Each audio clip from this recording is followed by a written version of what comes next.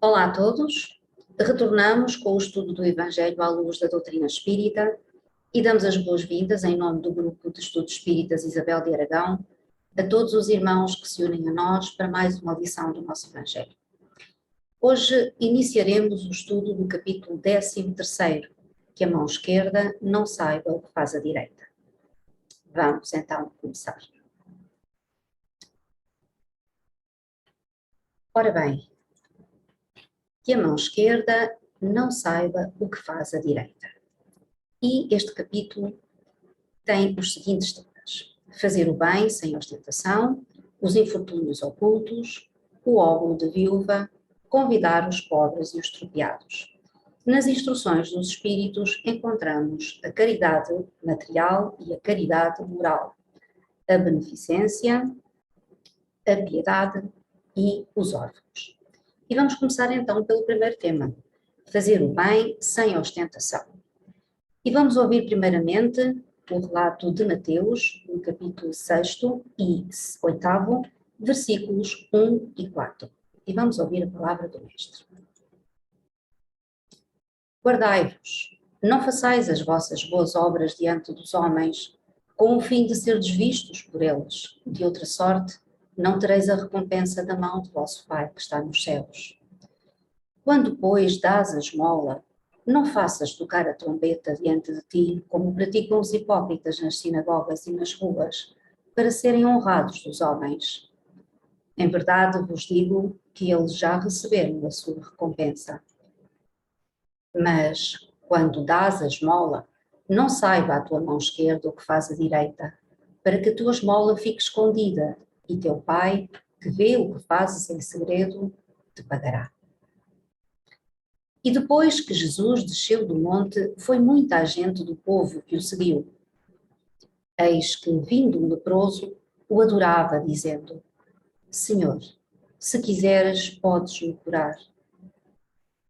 Jesus, estendendo a mão, tocou, dizendo-lhe: Pois eu quero, fica curado. E logo foi curada a lepra. Então disse-lhe Jesus: Vê, não o digas a ninguém, mas vai, mostra-te aos sacerdotes e faz a oferta que ordenou Moisés para servir de testemunho a eles. E agora vamos ouvir os comentários de Allan Kardec. Fazer o bem sem ostentação tem um grande mérito. Esconder a mão que dá é ainda mais meritório e o sinal incontestável de uma grande superioridade moral. Porque, para ver as coisas de mais alto do que o vulgo, é necessário fazer abstração da vida presente e identificar-se com a vida futura. É necessário, numa palavra, colocar-se acima da humanidade, para renunciar à satisfação do testemunho dos homens e esperar a aprovação de Deus. Aquele que preza mais a aprovação dos homens do que a de Deus, prova que tem mais fé nos homens do que em Deus, e que a vida presente vale mais para ele do que a vida futura, ou até mesmo que não crê na vida futura. Se ele diz o contrário, age, entretanto, como se não acreditasse no que diz. Quantos há que só fazem um benefício com a esperança de que o benefício proclame sobre os telhados, que darão uma grande soma à luz do dia, mas escondido não dariam sequer uma moeda. Foi por isso que Jesus disse: os que fazem bem com ostentação já receberam a sua recompensa. Com efeito, aquele que busca a sua glorificação na terra pelo bem que faz, já se pagou a si mesmo. Deus não lhe deve mais nada, só lhe resta receber a punição do seu orgulho. Que a mão esquerda não saiba o que faz a direita é um ensinamento que caracteriza admiravelmente a beneficência modesta. Mas se existe a modéstia real, também existe a falsa modéstia, o simulacro da modéstia, pois há pessoas que escondem a mão, tendo o cuidado de deixar perceber o que fazem. Indigna paródia dos ensinamentos do Cristo. Se os benfeitores orgulhosos são despreciados pelos homens, que não lhes acontecerá perante Deus. Eles também já receberam a sua recompensa na terra. Foram vistos, estão satisfeitos de terem sido vistos. É tudo quanto terão. Qual será então a recompensa do que faz pesar os seus benefícios sobre os beneficiados, que lhe exige de qualquer maneira os testemunhos de reconhecimento, que lhe faz sentir a sua posição ao exaltar o preço dos sacrifícios que suportou por ele? Oh, para esse não há nem mesmo a recompensa terrena, porque está privado da doce satisfação de ouvir bem dizer o seu nome, o que é um castigo para o seu orgulho. As lágrimas que estanca, em proveito da sua vaidade, em lugar de subirem aos céus, recaem sobre o coração do aflito para ulcerá-lo. O bem que ele fez não lhe traz o menor proveito, desde que o censura, porque todo o benefício exprobado é moeda alterada que perdeu o valor. O benefício sem ostentação tem duplo mérito. Além da caridade material, constitui caridade moral, pois contorna a suscetibilidade do beneficiado, fazendo-o aceitar o obséquio sem lhe ferir o amor próprio e salvaguardando a sua dignidade humana, pois há quem aceite um serviço, mas recuse a esmola. Converter um serviço em esmola, pela maneira por que é prestado, é humilhar aquele que o recebe, e há sempre orgulho e maldade em humilhar alguém. A verdadeira caridade, ao contrário, é delicada e habilidosa para dissimular o benefício e evitar até as menores possibilidades de melindre, porque todo o choque moral aumenta o sofrimento provocado pela necessidade. Ela sabe encontrar palavras doces e afáveis que põem o beneficiado à vontade diante do benfeitor, enquanto a caridade orgulhosa o humilha. O sublime da verdadeira generosidade está em saber o benfeitor inverter os papéis, encontrando um meio de parecer ele mesmo agradecido àquele a quem prestou o serviço. Eis o que querem dizer estas palavras, que a mão esquerda não saiba o que faz a mão direita. E vamos fazer então aqui algumas reflexões sobre este tema. Fazer o bem sem ostentação. Em Mateus capítulo 6, versículos 3 e 4, Jesus nos diz: quando derdes a esmola, não saiba a vossa mão esquerda o que faz a direita, a fim de que a esmola fique secreta, e vosso Pai, que vê o que se passa, vos recompensará. Antes de mais, precisamos perceber o seguinte: qual a finalidade do Espiritismo? O que é o Espiritismo? Em que se fundamentam os seus principais postulados? Jesus, na reunião do cenáculo, nesse episódio que ficou conhecido como a Última Ceia, convida seus discípulos, os apóstolos, a respeitarem seus ensinamentos. Se me amais, guardai meus mandamentos, e eu rogarei ao Pai, que vos enviará o Consolador. Não temos hoje dúvidas de que o Consolador é o Espiritismo. E sendo o Espiritismo, este terá de ter em sua conceituação principal os ensinamentos, ou seja, as práticas de Jesus. Aliás, sem Jesus, o Espiritismo seria apenas mais uma doutrina. Tira-lhe Jesus e a doutrina ficará despida de conteúdo moral, e sem moral não terá força. Então, cabe perguntar: qual a principal máxima dos ensinamentos de Jesus? A prática constante da caridade. Ao estudarmos o Evangelho, verificamos que dos benfeitores que colaboraram na codificação espírita, foram muitos os que teceram considerações profundas sobre a prática da caridade. Por exemplo, Adolfo, bispo de Algés, diz: caridade, palavra sublime que resume todas as virtudes. És tu que deves conduzir os povos à felicidade. São Paulo, por sua vez, esclarece: mesmo que eu distribua todos os bens aos pobres, e ainda que eu entregue meu corpo para ser queimado, se o não fizer com caridade, nada disso lhe aproveita. Todas estas intervenções, relembrando os ensinamentos de Jesus, levaram Kardec também a afirmar: fora da caridade não há salvação. Então, a caridade é assunto de grande relevância em nossas vidas, Diríamos até que é o assunto que mais atenção deveria merecer de cada um de nós, já que Jesus categoricamente nos advertiu que esse é o único caminho para chegar ao céu, que o mesmo será dizer, é o único caminho que nos leva a conquistar a felicidade. Mas como praticar a caridade? Relembrando as palavras de Mateus, Jesus nos deixou esse ensinamento ao dizer que a mão esquerda não saiba o que faz a direita.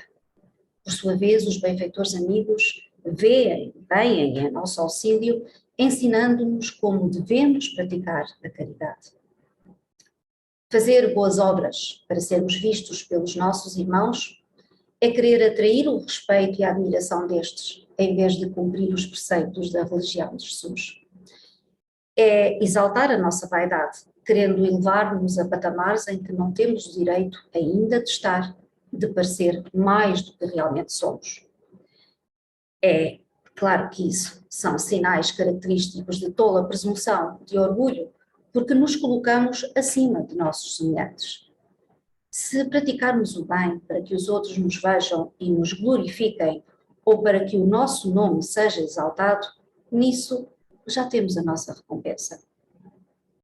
Procedendo assim, Deus não nos recompensará, porque não procedemos em obediência à sua lei no respeito aos seus ditames.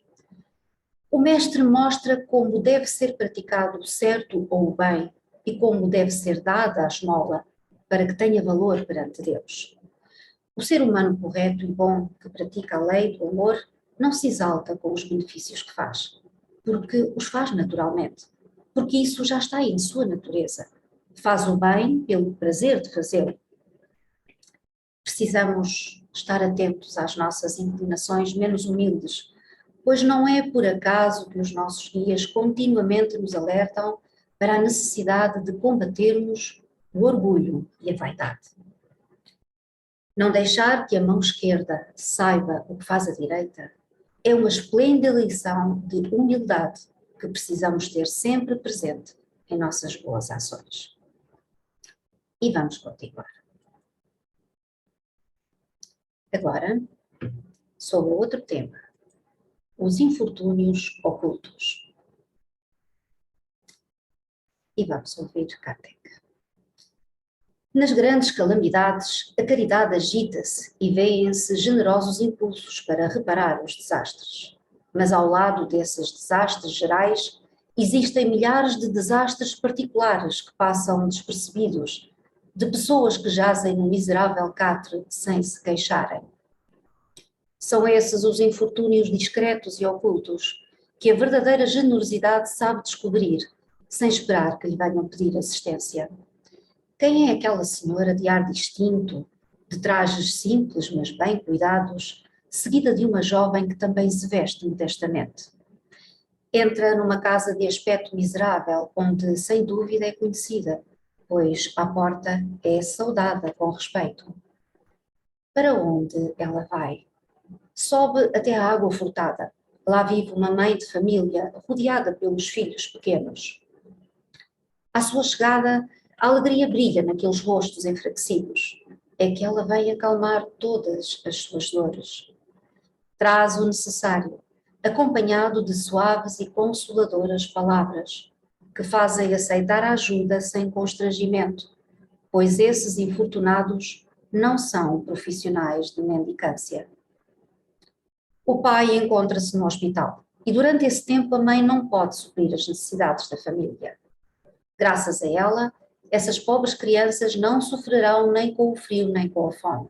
Irão à escola suficientemente agasalhadas e no seio da mãe não faltará o leite para os menorzinhos.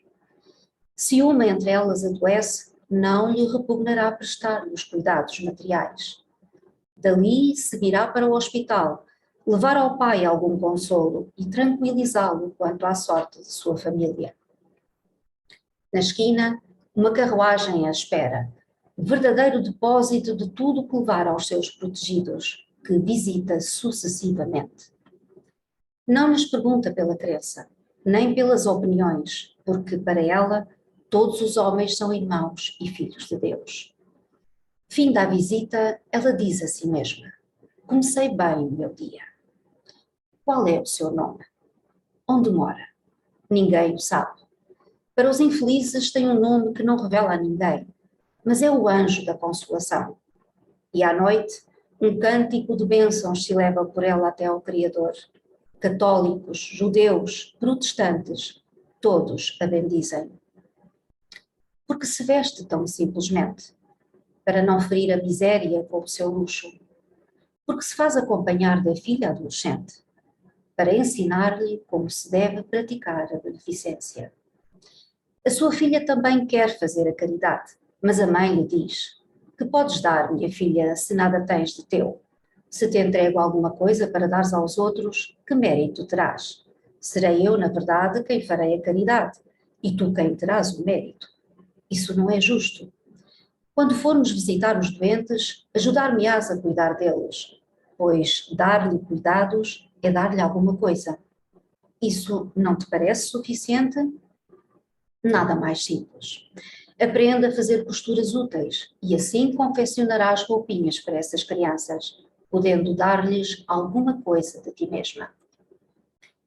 É assim que esta mãe verdadeiramente cristã vai formando a sua filha para a prática das virtudes ensinadas pelo Cristo. É espírita? Que importa? Para o meio em que vive, é a mulher do mundo, pois a sua posição o exige, mas ignoram o que ela faz, mesmo porque não lhe interessa outra aprovação senão a de Deus e a da sua própria consciência.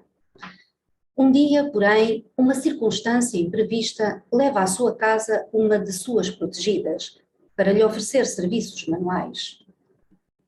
Psiu, disse ela, não contes a ninguém. Assim falava Jesus. Vamos interromper aqui este compartilhamento para fazer também algumas reflexões. Os infortúnios ocultos. Em nosso entender, todo aquele que faz o bem, especialmente se o faz com regularidade, já está no bom caminho. Assim, parece que bastará fazer o bem para ficarmos quites com a lei do amor. Porém, ao lermos esta página do Evangelho, verificamos que não é suficiente responder com a respectiva ajuda a quem nos estende a mão. Existe a necessidade oculta que se esconde das vistas de cada um, porque a vergonha de quem precisa, por vezes, é superior às próprias forças de quem sofre. Estender a mão não é de todo coisa fácil para quem preferiria trabalhar para ganhar o seu sustento, pelo que precisamos ir ao encontro das necessidades, que muitas vezes se escondem debaixo das nossas vistas, mas que não têm coragem de se tornar evidentes. Assim, precisamos ir ao encontro dos necessitados que não têm coragem para se queixar. Mas cuidado, quando formos em busca deles, façamo-lo de uma maneira discreta, para não ferir suscetibilidades. Ajudar sim, mas sem ostentação. Por outro lado, também constatamos que fazer a caridade não se limita simplesmente a suprir ou ajudar a suprir dificuldades materiais. Muitas vezes, uma palavra de conforto é complemento essencial de entreajuda, pois nem todos têm o ombro de um familiar ou de um amigo a quem lhe possam arrimar nas horas de desespero. Cumpre-nos oferecer esse ombro sempre oportuno, ajudando, ouvindo, apoiando, estimulando com palavras de incentivo que auxiliem aquele necessitado a vencer as suas próprias angústias, lembrando-lhe que Deus não nos esquece nunca e que precisamos fortalecer a nossa fé. Uma outra coisa podemos ainda aproveitar dos ensinamentos contidos nesta página do Evangelho. Analisando o recado que a dama caridosa deu à filha, que também queria fazer caridade à sombra das posses da sua mãe, se torna patente que a verdadeira caridade é aquela que parte do esforço próprio e que tanto mais meritória será quanto maior dificuldade houver em praticá-la, como veremos a seguir ao tratar do tema o óbolo da viúva. Jesus nos incita à partilha dos bens que possuamos com aqueles que estão em maiores dificuldades e que não têm meios de retribuir, mas precisamos fazê-lo de forma simples, com discrição e desinteresse. Essa é a verdadeira caridade, baseada na humildade, na pureza de coração, que nos leva a praticar o bem pelo simples prazer, pela felicidade que esse ato nos dá, como já referimos há pouco ao tratar do tema que a mão esquerda não saiba o que faz a direita. E, para praticar a caridade, nem sempre se torna necessário ir às ruas em busca de estropiados e pobres, pois que, regra geral, temos os necessitados no seio da nossa família consanguínea, que tantas vezes passam dificuldades e têm vergonha de se chegar a nós. Tenhamos sempre presente que a superioridade não se mede pelo que temos, mas pelo que somos. E vamos continuar agora com o tema O Óbolo da Viúva. E vamos começar este tema citando os evangelistas Marcos, capítulo 12, versículos 41 a 42, e Lucas, capítulo 21, versículos 1 a 4. E ouçamos a palavra. E estando Jesus sentado defronte de onde era o gasofilácio, observava ele de que modo deitava o povo ali o dinheiro, e muitos que eram ricos deitavam com mão larga. E tendo chegado uma pobre viúva, lançou 2 pequenas moedas que importavam R$ 1. E convocando os seus discípulos lhes disse: Na verdade vos digo, que mais deitou esta pobre viúva do que todos os outros que deitaram no gasofilácio. Porque todos os outros deitaram do que tinham na sua abundância, porém esta deitou da sua mesma indigência tudo o que tinha e tudo o que lhe restava para o seu sustento. Muita gente lamenta não poder fazer todo o bem que desejaria por falta de recursos, e se querem a fortuna, dizem, é para aplicá-la. A intenção é louvável, sem dúvida, e pode ser muito sincera da parte de alguns, mas se ele da parte de todos assim completamente desinteressados, não haverá os que, inteiramente empenhados em beneficiar os outros, se sentirão bem ao começar por si mesmos, concedendo-se mais algumas satisfações, um pouco mais do supérfluo que ora não têm, para dar aos pobres apenas o resto? Este pensamento oculto, talvez dissimulado, mas que encontrariam no fundo do coração se o sondassem, anula o mérito da intenção, pois a verdadeira caridade faz primeiro pensar nos outros e depois em si mesmo. O sublime da caridade, nesse caso, seria procurar cada qual no seu próprio trabalho, pelo emprego das suas forças, da sua inteligência, da sua capacidade, os recursos que lhe faltam para realizar as suas intenções generosas. Nisso estaria o sacrifício mais agradável ao Senhor. Mas, infelizmente, a maioria sonha com meios fáceis de se enriquecer, de um golpe sem sacrifícios, correndo atrás de quimeras, como a descoberta de tesouros, uma oportunidade favorável, o recebimento de heranças inesperadas e assim por diante. Que dizer dos que esperam encontrar, para os secundar nessas buscas, auxiliares entre os espíritos? É evidente que eles nem conhecem nem compreendem o objetivo sagrado do espiritismo, e menos ainda a missão dos espíritos, aos quais Deus permite comunicar-se com os homens. Mas, justamente por isso, são punidos pelas decepções. Aqueles cuja intenção é desprovida de qualquer interesse pessoal devem consolar-se da sua impotência para fazer o bem que desejariam, lembrando que o óbolo do pobre, que o tira da sua própria privação, pesa mais na balança de Deus do que o ouro do rico, que dá sem privar-se de nada. Seria grande a satisfação, sem dúvida, de poder socorrer largamente a indigência, mas se isso é impossível, é necessário submeter-se a fazer o que se pode. Aliás, não é somente com o ouro que se podem enxugar as lágrimas, e não devemos ficar inativos por não o possuirmos. Aquele que deseja sinceramente tornar-se útil para os seus irmãos encontra 1000 ocasiões de fazê-lo. Que as procure e as encontrará. Se não for de uma maneira, será de outra, pois não há uma só pessoa no livre gozo das suas faculdades que não possa prestar algum serviço, dar uma consolação, amenizar um sofrimento físico ou moral, tomar uma providência útil. Na falta de dinheiro, não dispõe cada qual do seu esforço, do seu tempo, do seu repouso para oferecer um pouco aos outros? Isso também é a esmola do pobre, o óbolo da viúva. E vamos fazer também aqui alguns comentários sobre este tema, o óbolo da viúva.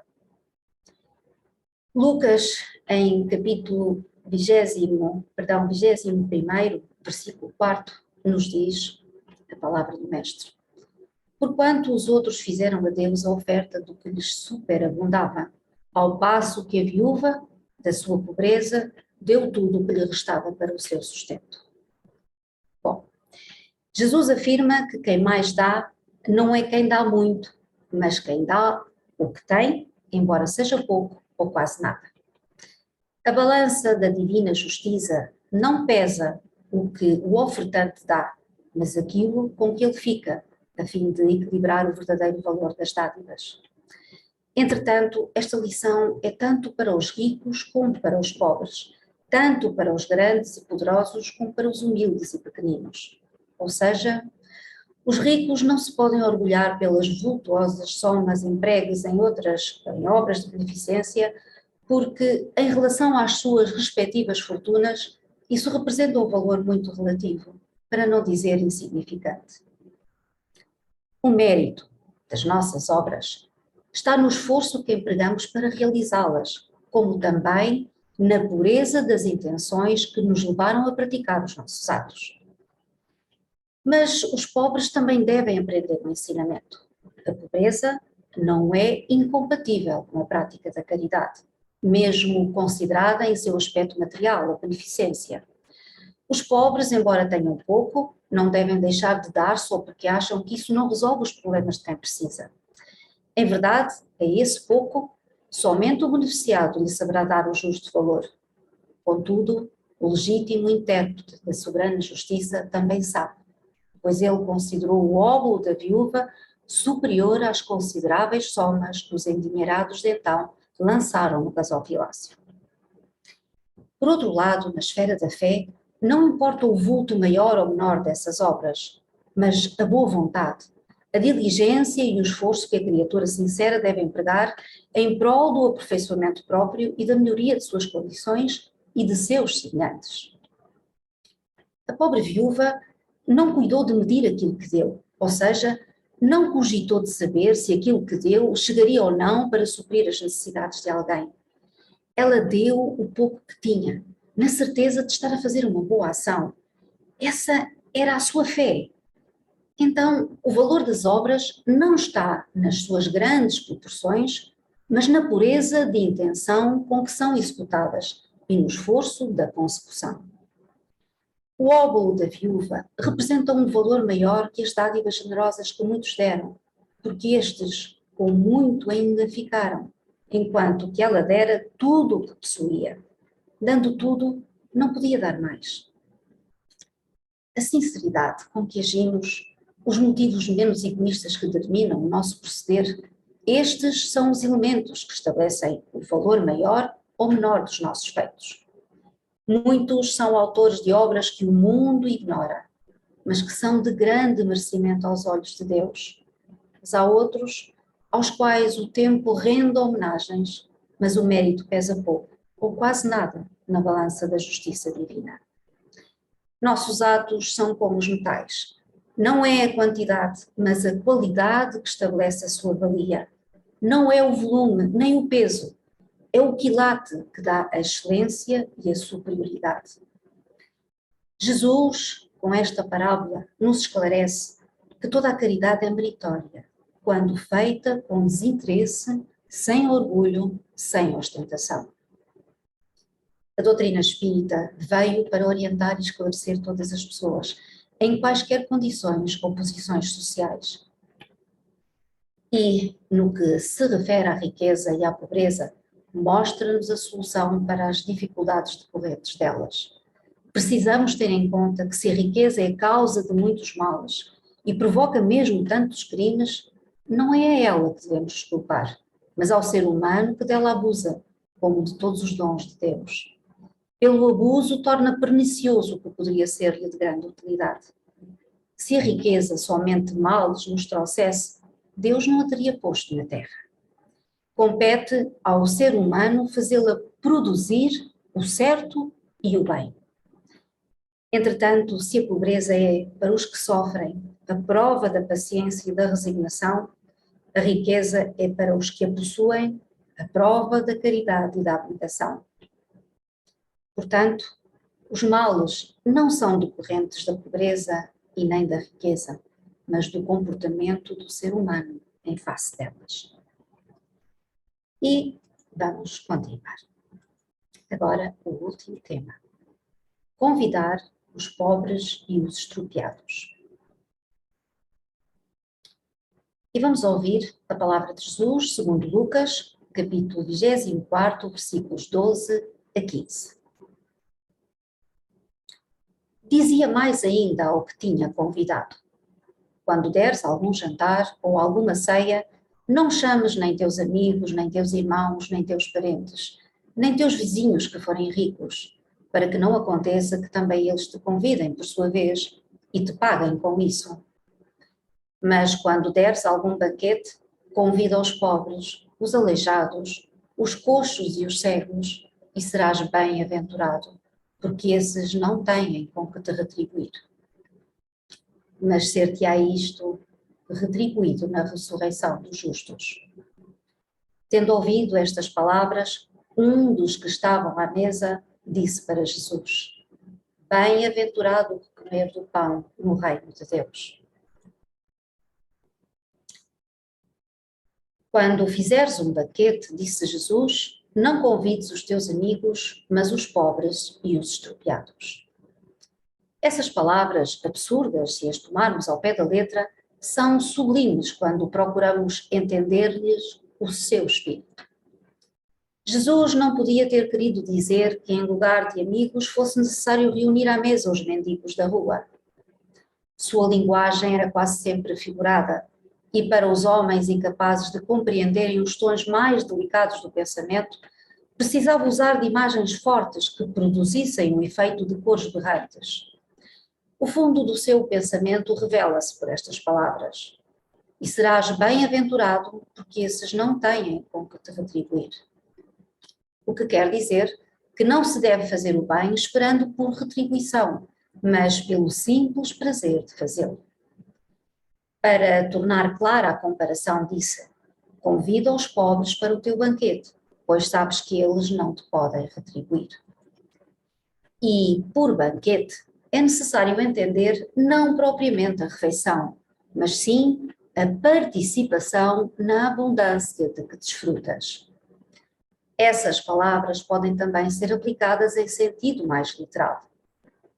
Quantos só convidam para a sua mesa os que podem, como dizem, honrá-los ou retribuir-lhes o convite? Outros, pelo contrário, ficam satisfeitos de receber parentes ou amigos menos afortunados que todos possuam. Essa é, por vezes, a maneira de ajudá-los disfarçadamente. Esses, sem ir buscar os cegos e os estropiados, praticam o ensinamento de Jesus, se o fazem por benevolência, sem ostentação, e se sabem disfarçar o benefício com sincera cordialidade. E, chegados ao final desta apresentação, vamos fazer então as últimas reflexões sobre este tema: convidar os pobres e estropiados. Jesus nos convida à fraternidade na sua mais pura singeleza, nos incita à partilha dos bens que possuamos com aqueles que estão em maiores dificuldades.